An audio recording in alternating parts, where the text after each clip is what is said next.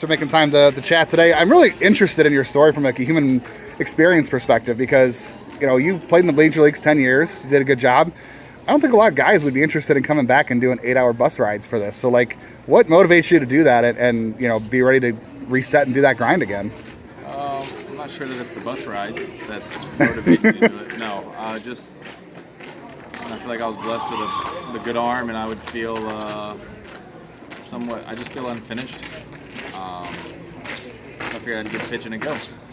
I feel like you're 34, and a lot of people, not just baseball but in life, I think would be scared to make such a change. So, what would you say has allowed you to like push past doing something different, maybe uncomfortable? And what would you say to anybody else, like in baseball or any walk of life, like try and do something new that might be a little challenging or a little bit scary? Yeah, I mean, if you're not open to change, then what are you doing to a certain extent? I don't think it's very nothing scary about it. I think fear can also be a motivation if you are, but it's just another position. I'm still on the baseball field. Nothing else has changed. True. It's just another position. Yeah. So yeah, it's exciting, and like I said, I would feel guilty not even giving it a shot. From a baseball perspective too, from the minor leagues, what has changed for you in the minors? Because obviously you were here before like things have changed pay wise, but also like housing, all that kind of stuff. What have you seen as been the biggest difference, and maybe what you would have been like, wow, this would have been great to have a couple years ago, but what are you maybe pleased to see that has changed since then? Basically just the players that are they're treated better, they have housing set up, and the pay is better, and the facilities have been upgraded and different things like that, as well as here in Lake County. The playing service is really nice, but it's very it's just nice to see the players are more taken care of. How are you feeling so far about things going on? I mean, you pitched really well last night. You're throwing hard. How are you feeling about all that? And how are you finding that it's different to recover day to day as a pitcher than it was as an everyday position player? Yeah, it's a different workload for sure.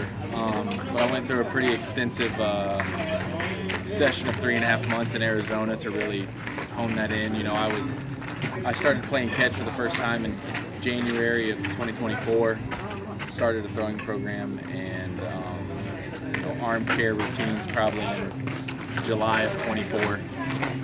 Started throwing bullpens and whatnot, and just kind of learning at A&M back home how things are done, and put myself in a pretty solid position to get signed. And then now, fast forward till now, at first you're not 100% sure if there's a real go at it, but I would say that there's a real shot here, so it's really cool to see. Are you at the point where you can like look at your stuff and like maybe read hitters' swings and be like, okay, I see how my stuff is playing? Or are you still kind of at the point where you're like, I just got to go out and execute? I think hitting is hard. Playing any position at a high level in this sport is really hard. And throwing recovery and all the other stuff that is outside of the game itself onto it. I think you can definitely read hitter swings. And it helps that I was on the other side of it for a long time. And if you go out there and execute your job at any position or whatever, that's going to put you in the best position possible. I know you're still friends with a lot of guys who pitched in Cleveland, and they've helped you out. Who's been the most helpful, whether it's a player or a coach? And then have you talked to guys who have tried to make the transition? Like I know Anthony Goes was here not long. Have you talked to any of those guys that have tried to do the same thing? I have not. I haven't spoken to any of them actually, but Cam Hill. He pitched with Cleveland whenever I was there. Nick Goody, Plutko, Scherzer. Hunter Strickland. I've got a pretty good list of guys that I've been able to call, and Josh Tomlin. Oh yeah. I actually saw him one time in the off season, or in 2024, just to go with some plyos and stuff. There's an extensive amount of good players and good pitchers that I've been able to reach out to and just get a feel. And I can do it my way, but I can also take little things here and there and kind of build this almost Frankenstein machine of what I'm trying to do.